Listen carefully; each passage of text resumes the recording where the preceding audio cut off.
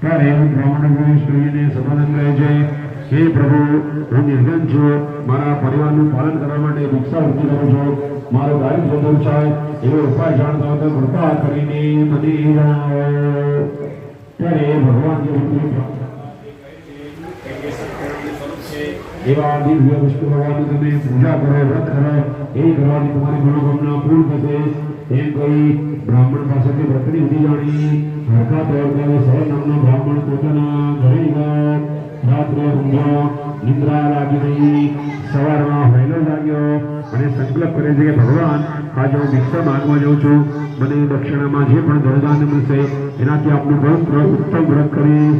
અને તે દિવસે ભિક્ષા માંગવા એને દક્ષિણામાં ઘણો ધનધાન્ય મળ્યો, તેનું મન પ્રસન્ન થયું.